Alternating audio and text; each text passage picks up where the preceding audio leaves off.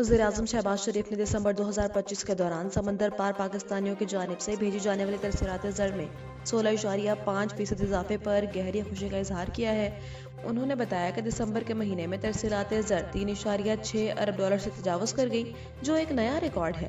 वज़ीर-ए-आज़म ने बैरून मुल्क मुक़ीम पाकिस्तानियों का शुक्रिया अदा करते हुए कहा कि ये इजाफा हुकूमती माशी पॉलिसियों पर एतमाद उनकी अक्कास करता है। उन्होंने समंदर पार पाकिस्तानियों को मुल्क का कीमती सरमाया करार दिया और यकीन दहानी कराई कि उनकी फलाह बहबूद हुकूमत की अव्वलीन तरजीहात में शामिल है, क्योंकि उनकी भेजी गई रकूम वतन की तामीर और तरक्की में रीढ़ की हड्डी की हैसियत रखती है।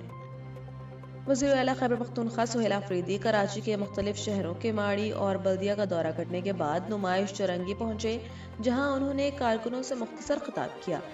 उनके खिताब के बाद नुमाइश चरंगी पर जमा PTI कारकुन मुंतशिर होना शुरू हो गए।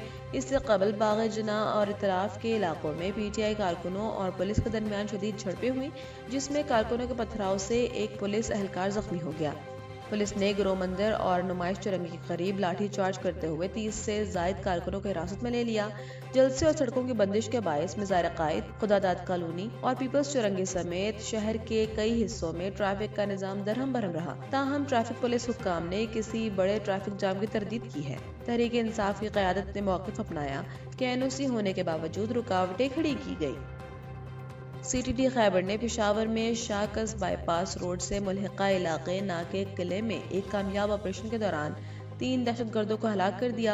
सेंट्रल पुलिस ऑफिस के मुताबिक दहशतगर्दों ने पुलिस पर बड़े हमले की तैयारी कर रखी थी, ताहम बरवक्त कार्रवाई के नतीजे में उसे नाकाम बना दिया गया। हलाक दहशतगर्दों के कब्जे से 3 क्लाशनकोफें और दीगर ममनुआ सामान बरामद हुआ है।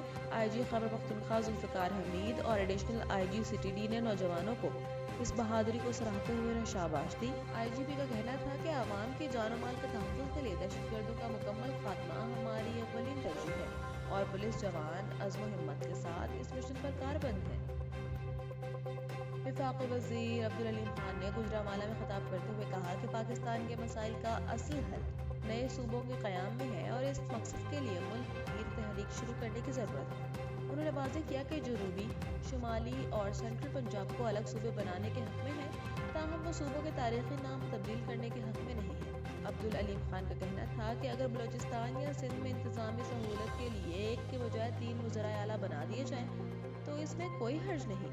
इससे आवाम के मसाइल उनकी दहलीज पर हल होंगे। उन्होंने मिसाल दी कि हाई कोर्ट दूर होने की वजह से आवाम को मुश्किलात का सामना करना पड़ता है, लिहाजा तमाम सियासी जमातों को चाहिए कि वो बड़ा दिल दिखाते हुए नए सूबों की तश्कील पर इत्तेफाक करें। लाहौर में सहाफ़ियों से गुफ्तगू करते हुए महमूद खान चकज़ई ने कहा कि पाकिस्तान को दरपेश तमाम मौजूदा बहरानों की जड़ें मुल्क के अंदर ही हैं और बैरूनी अवामिल से ज़्यादा दाखिली बेइंसाफियाँ मुल्क को कमज़ोर कर रही हैं। उन्होंने खबरदार किया कि खित्ता एक खतरनाक जंग की जानिब बढ़ रहा है, लेकिन अफसोस की बात यह है कि पार्लियामेंट में अब तक इस हसास मामले पर कोई संजीदा बात नहीं की गई।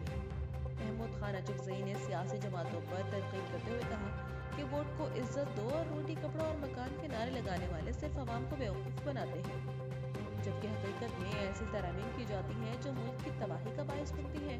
उन्होंने जोर दिया कि कोई भी मुल्क बेइंसाफी बुनियाद पर तरक्की नहीं कर सकता और मौजूदा निज़ाम में फौरी इस्लाहात की ज़रूरत है।